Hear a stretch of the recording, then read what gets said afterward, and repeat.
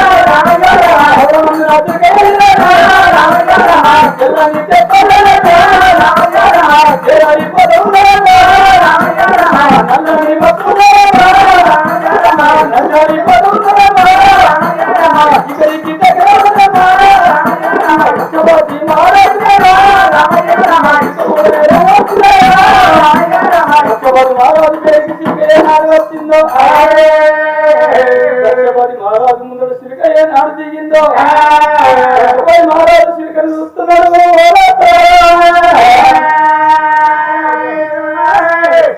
లక్ష్మణ్ మహారాజు ఎప్పుడు సిరిక ఏనాడు కళ్ళతోడు చూస్తున్నాడు.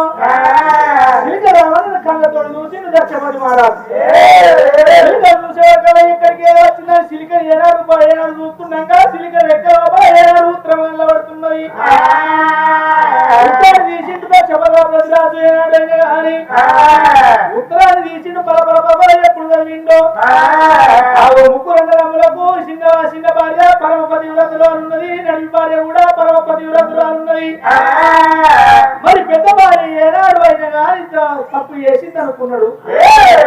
దీనికైనా శిక్ష నేను దక్ష ప్రజాపతిని లోకాల శంకరుడు పంపించిండు. న్యాయం దక్ష ప్రజాపతి ఏమంటున్నాడు. రామశిలికతోటి ఎప్పుడు కౌరవంగానే అదే ఉత్తరాన్ని తీసిండు. ఏనాడు బలపడ మా ఉత్తరం రాస్తున్నాడు. అటువంటి ఆడదాన్ని కలియుగం మీద ఉంచరాదు. ఒకవేళ తప్పు చేసినట్టయితే ఏ యంత్రాల కాటం వేయాలి. ఆకాశానికి అతను తక్కువ కాటం వేసి ఆ కాటం లోపల మని ఉండగానే అంటి పెట్టాలని ఉత్తరం లోపల రాసి సిలిక రెప్పల్లో ఎట్టిండు.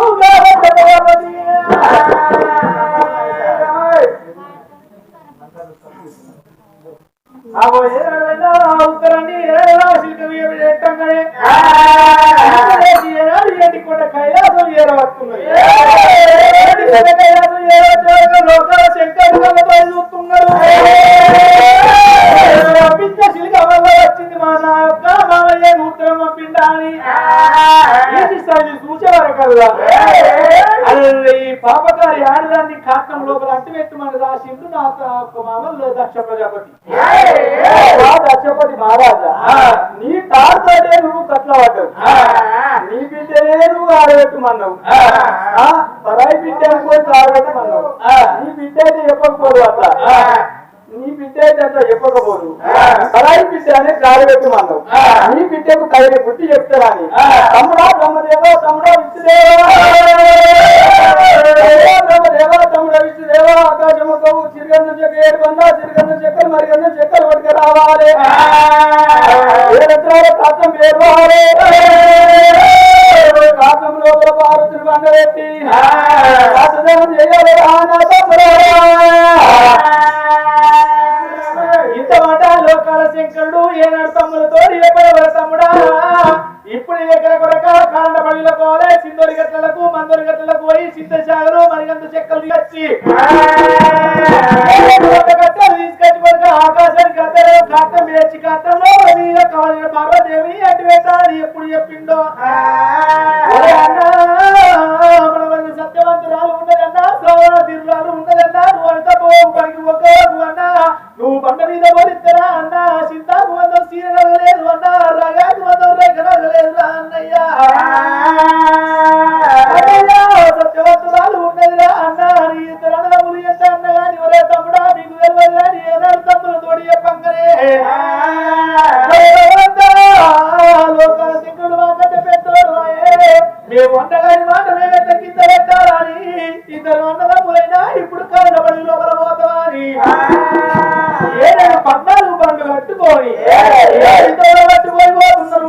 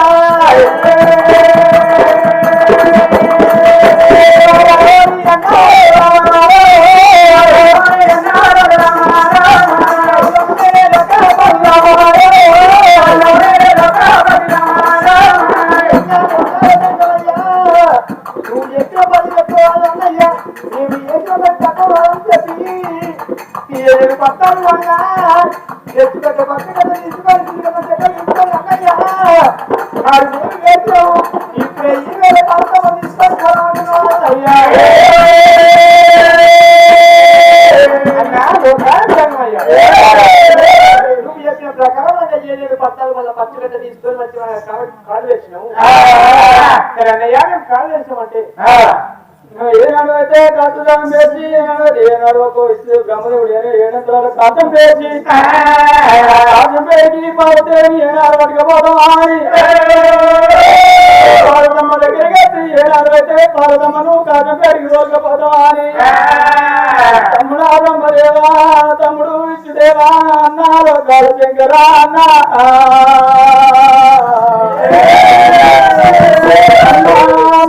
పార్వతి రాయన్న పెరగలేదు రాయన్న పల పెరగలేదు రాయన్న మనవరికి సత్యమంతురాలు రాయన్న సమాన వీరురాలు రాయన్న పార్వతి చచ్చిపోతే రాయన్న లోకమంతా మునిగిపోతుంది రాయన్న అన్నాలే కాల శంకరా మన వదిలి నువ్వు కష్టంలో కాలు పెడుతుంటున్నావు రాన్న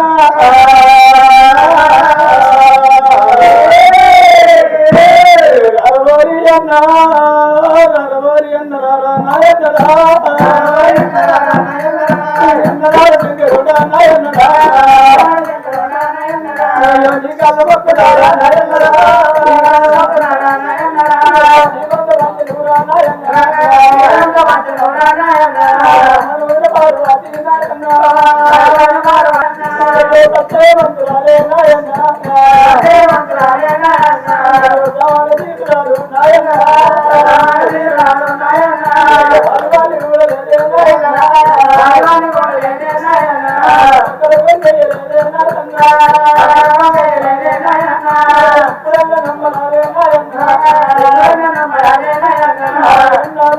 శంకరాయ రంగ పండుగ పండు మీద పడుతుంది అన్న ఇంతాక మందం చీరగాలేదు అన్న రాయక మందం రేఖ కాలేదు రాయన్న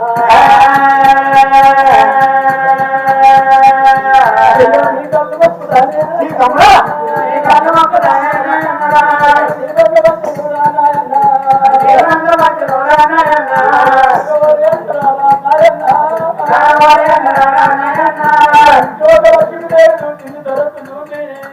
బాబా లోకాల శంకర అక్క పార్వతి పార్వతి కూడా లేదు పక్కల దొంగలేదు